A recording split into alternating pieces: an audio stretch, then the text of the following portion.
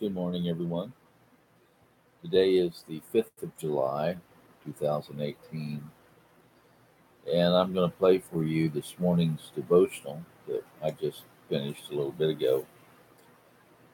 And it's entitled, "A Double Minded Man is Unstable in All His Ways." Now, a lot of people that hear this devotion will say that I'm unloving, I'm unkind, I'm uncharitable. That's fine. I've been called all those things many times. But I tell you the truth.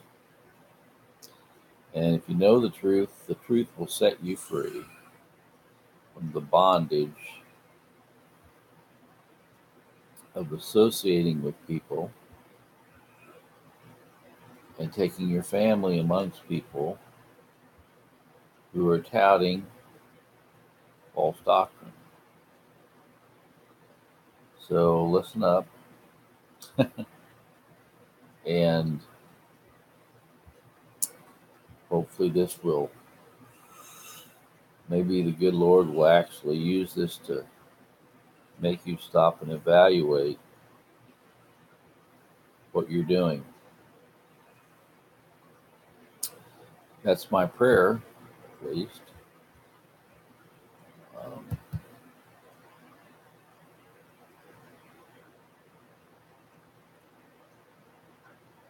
Good morning, everyone. Well, today is the 5th of July, 2018, and the uh, idolatry and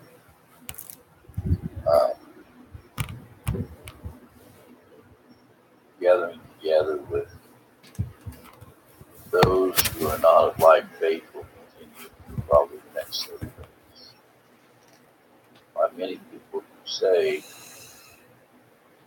they are spiritually minded. Now, we're told in James 1:8, a double-minded man is unstable in all his ways. James 4:8, draw nigh to God, and he will draw nigh to you.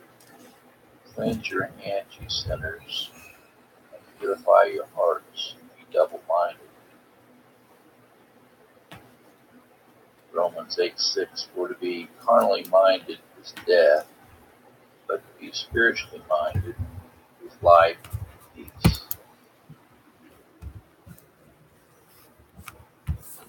Philippians 3:15, let us therefore, as many as be perfect, be thus minded, and if anything ye otherwise minded, God shall reveal even this unto you.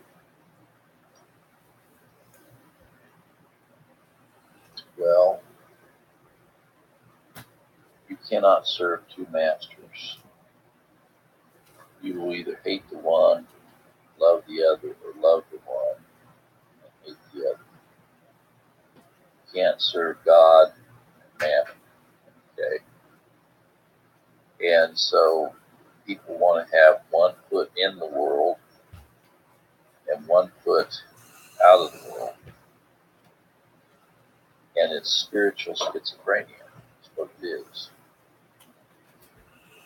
And it never ceases to amaze me how this is 2018, folks, and Southern Baptist Church has been steeped in Armenianism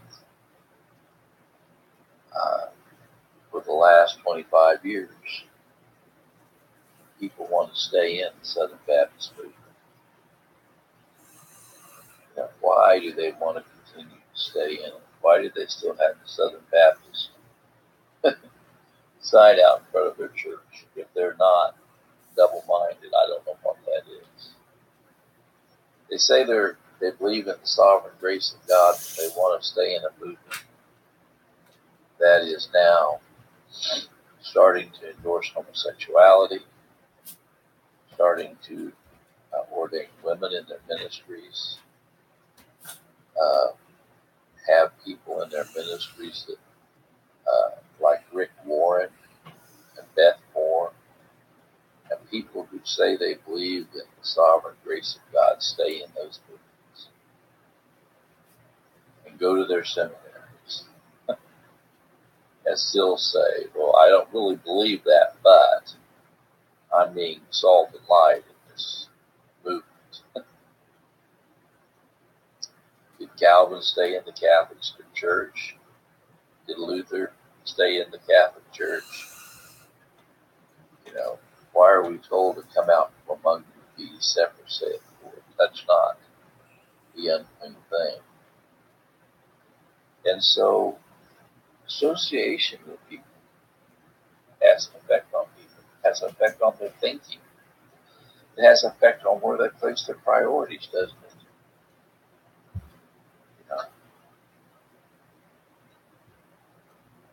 Some people want to spend all their time, they say they believe in the doctrines of grace, but they spend the lion's share of all their time with those who are opposed to it.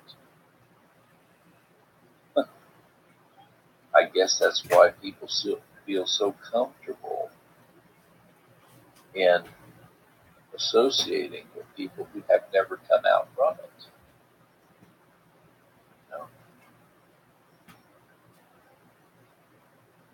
Sometimes it's very hard to part company with those who want to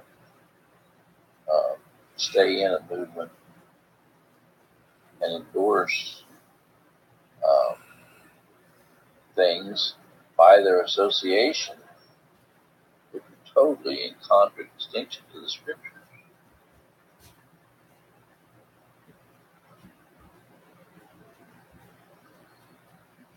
So anyway, this is something that is amazing. It also has an effect on people in terms of how they even make their decision. Their decision making is affected by false doctrine.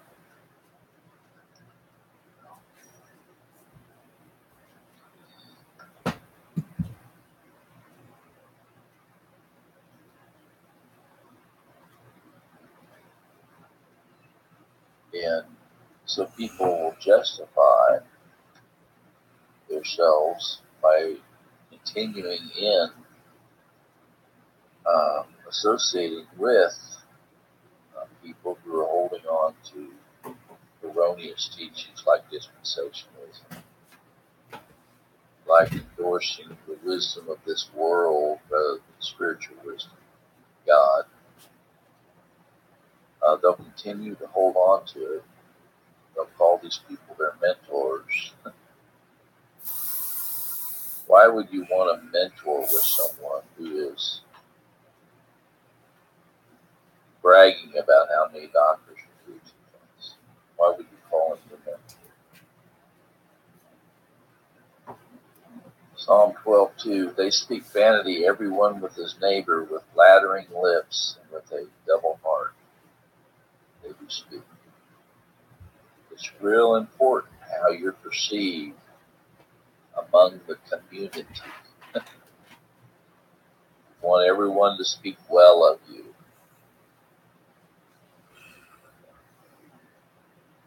I'm not looking for man's acceptance, okay? I'm not looking for women's acceptance. I'm looking for God's acceptance. And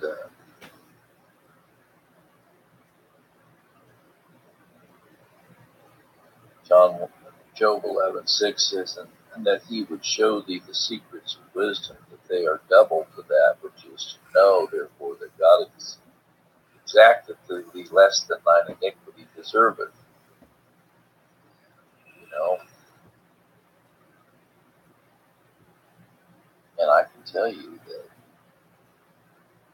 people who associate with these Armenians and continue to associate with them and don't remove themselves from associating with them, it tells me that they must still be Armenian, or they wouldn't want to be around them. That's what it tells me. Well, have a good time with your family, they say, over the holidays. Have a good time with your family. Have a good time with your family. Interesting. What is a good time? What family are you speaking of?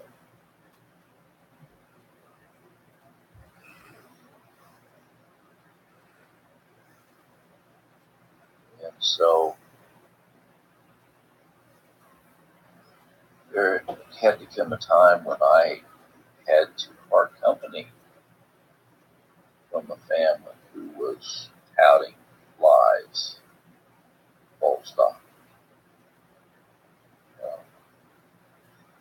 You can't keep the company of devils and the company of those in Christ. It's like oil and water, they can't mix. And so that's my thinking this morning. Come out from among them and be separate, saith the Lord. That's not the end. Well, people don't want to come out from among them, do they? They want to keep one foot in the world, and they want to keep one foot, what they say is out of the world. But you know, you can't have, what's the old saying? You can't have your cake and eat it too. And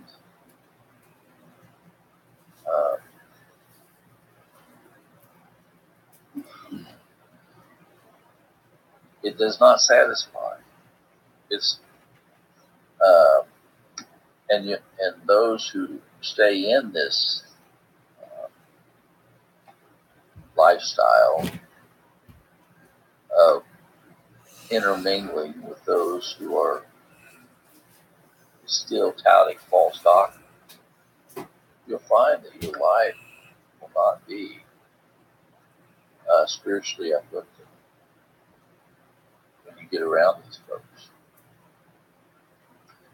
And over time, I'm not a prophet, but over time, if you continue to associate with them, and you, especially if you have a family and you have your children associate with these people, there are consequences for our actions. Yes, God is sovereign over everything. God has ordained whether you come out from among them or you go in amongst them. God's ordained that. Okay?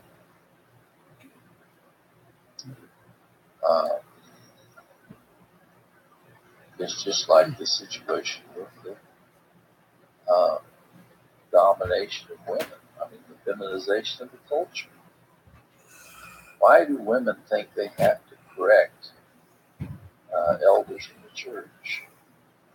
Why do they think they have to take it upon themselves to correct elders? Because they are feminized. They're in a movement that's feminized. And when a woman does that, it tells you a lot about her husband, doesn't it not? You know, it tells you a lot about, you know, and that's what we see in Isaiah 3:12. As for my people, children of their oppressors, and women rule over them, O my people. They which lead thee cause thee to err and destroy the way of thy paths.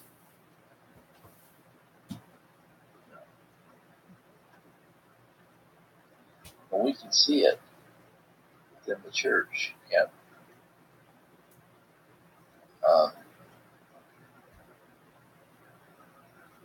That the young people want to lord it over on the older people. The women want to lord it over on the elders and the men that are in leadership. And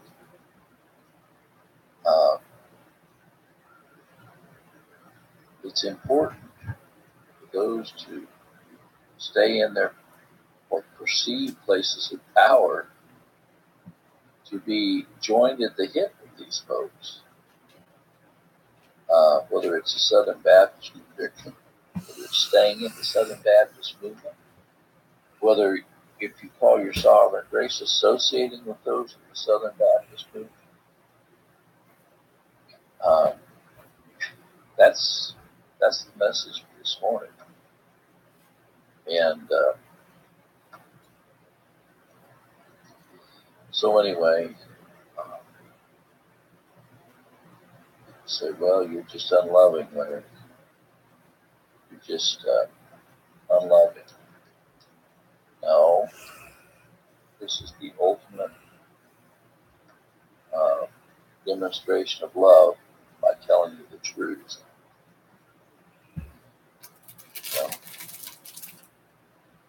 And it's a warning. What kind of example is one giving to their family if they have one foot in the world and one foot out of the world? They say they believe in a specific doctrine and constantly associate and run with those who hold a totally contrary position.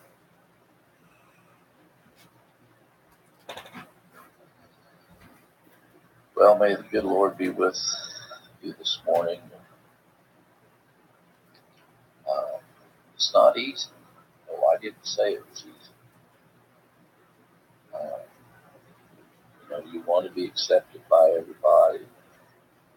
And when you take a stand, okay, all of those who hold these liberal positions about intermingling with families of Armenian will come to your defense, believe me.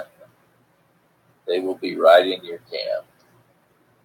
So enjoy the accolades and enjoy the thumbs up by all of your Armenian